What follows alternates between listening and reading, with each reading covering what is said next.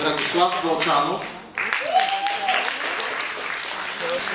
Теодор Цанов, Станила Донева,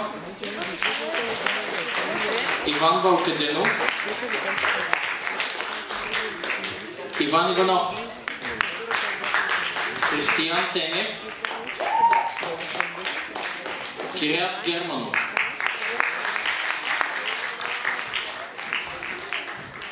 Неделчо Василев,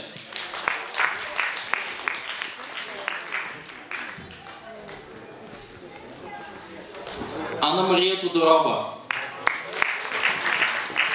Елена Ранкова, Ива Алексиева. Елена Ранкова, нейната сестра Рая Ранкова, изключително добра ученичка по английски. Тя много се добре. Деница Димова, Мария Даракова,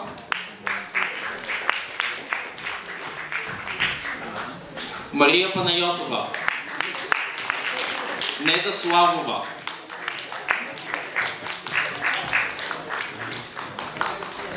Стоян Стоянов, Керка Димитрова, Стоян Петров, Калин Попов, Тони Щерева,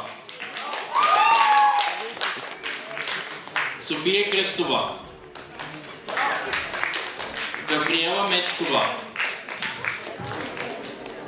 Явор Бинев, Сава Ганчев, Пламен Коев, Веселина Василева, Милена Михова, Никол Параскова, Борислав Джигаров, Калин Койчев, Константин Константинов, Мария Гогова,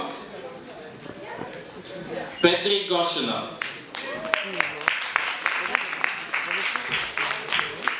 И в ръката ми е останал още един сертификат. Единствената наша ученичка на нивото Proficiency. От много години, за първа година, така имаме кандидати на това ниво. Съм много щастлив да кажа, че тя си взе изпита с оценка B. А това вече наистина сериозно постижение. Искам да я аплодираме. Това е Дара Годжунова. Има безпрецедентна комбинация от компоненти.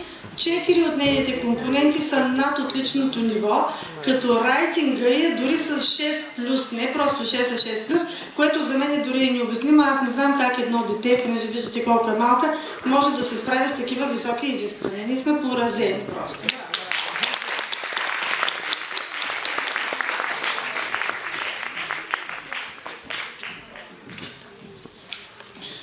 Тя е също така и 9-ти клас в немска гимназия. На 9-ти клас да се вземе този изпит е страхотно постижение.